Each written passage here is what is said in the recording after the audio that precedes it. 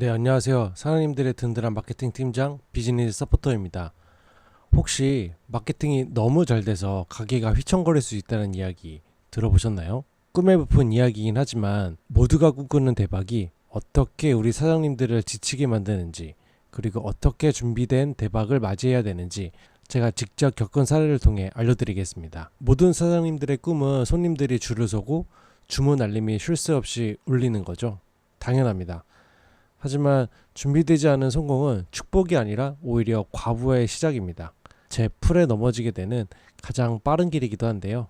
제가 마케팅을 맡았던 한 요식업 사장님 이야기를 해드리고자 합니다. 이분은 정말 열정이 넘치고 음식 솜씨도 제가 맛보니까 굉장히 좋으셨던, 하지만 장사는 아직 초짜이신, 이제 막 오픈을 하신 사장님이셨어요. 다행히 저희가 진행한 초기 마케팅의 효과를 좀 보면서 오픈 초부터 손님들이 몰려오기 시작했습니다. 그때 당시에 사장님께서는 단순히 음식을 잘하는 것뿐만 아니라 마케팅에도 열심히 하셔야 된다라는 생각이 있으셔가지고 저희와 같이 협업을 하면서 열심히 본인의 매장을 알리셨는데요. 문제는 바로 그때부터 시작이 됐습니다. 이 사장님은 혼자 일하시는 1인 사장님이셨어요.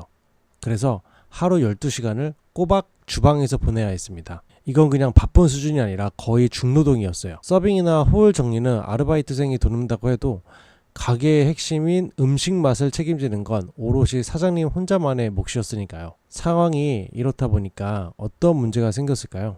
첫 번째로 추가적인 마케팅을 생각할 여력이 완전히 사라졌습니다. 저는 계속해서 새로운 콘텐츠 아이디어를 내고 다음 스텝을 논의하고 다음 이벤트에 대한 내용을 계속해서 이야기를 해드렸지만 사장님은 제 전화를 받을 시간도 없으셨고 미팅할 시간조차도 없으셨어요. 기존에 만들었던 콘텐츠를 겨우겨우 쥐어 짜내면서 버텨야 되는 상황이 된 거죠. 마케팅의 동력이 꺼지기 시작한 겁니다. 두 번째로는 사장님의 체력이 한계에 부딪혔어요. 이게 아마 가장 큰 것 같은데요. 혼자서는 도저히 감당이 안 되는 과도기가 온 거예요. 직원을 뽑아야 되는 시점인 거죠. 하지만 이미 너무 지쳐버린 사장님은 좋은 직원을 신중하게 뽑고 차분하게 교육하며 호흡을 맞출 시간도 마음의 여유도 없었습니다. 급한 대로 직원을 고용했지만 갑자기 음식의 퀄리티가 미세하게 변하기 시작했습니다. 손님들의 작은 불만들이 생겨난 거죠. 결국 이로 인한 사장님의 번아웃이 왔고 그 이후에 몇 달간은 거의 장사를 하는 둥 마는 둥 어정쩡한 상태로 가게를 운영하셨어요. 초반에 그 뜨거운 열기는 온데간데 없이 사라진 채로요. 물론 그런 번아웃 이후에 다시 정신을 차리셔가지고 어느 정도 수준까지 올라오시긴 했지만 굉장히 큰 공부를 하셨다고 하셨습니다. 제가 말씀드렸던 사례를 보면서 무엇을 느끼셨어요?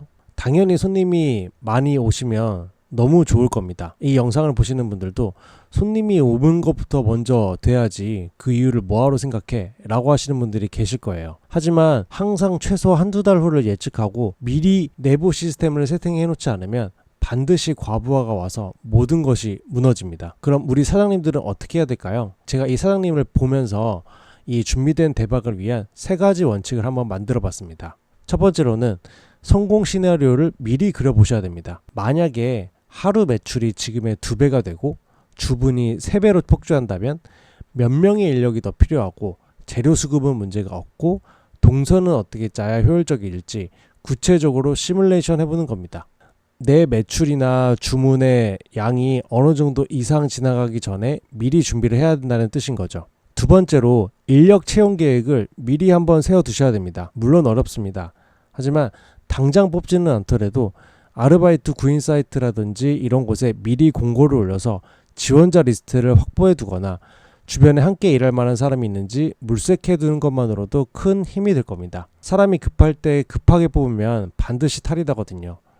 물론 이렇게 한다고 해서 완벽한 직원을 채용할 수 있는 것은 아니지만 그래도 급할 때 뽑는 것보다는 조금이라도 더 생각할 수 있는 여유가 생깁니다. 마지막 세 번째로 의도적인 여유를 만드셔야 됩니다. 마케팅이 잘 된다고 해서 110%로 계속 달리시면 안 됩니다. 내 능력의 80%에서 90% 선에서 운영하면서 남은 10에서 20%의 에너지로 상황을 점검하고 고객 피드백을 확인하시고 다음 단계를 준비하셔야 됩니다. 그래서 여기서 꼭 해드리고 싶은 말은 장사가 너무 잘 된다고 해서 일주일 내내 일을 하시는 분이 간간히 계시는데 반드시 본인만의 휴무일을 꼭 정해놓으세요. 적으면 일주일에 하루, 많으면 일주일에 이틀은 휴무를 정해놓으셔야 됩니다. 대박은 기다리는 게 아니라 맞이할 준비를 하는 것 같습니다. 마케팅은 손님을 가게 문 앞까지 데려오는 역할을 해요. 그 역할은 저희가 하고 있고요.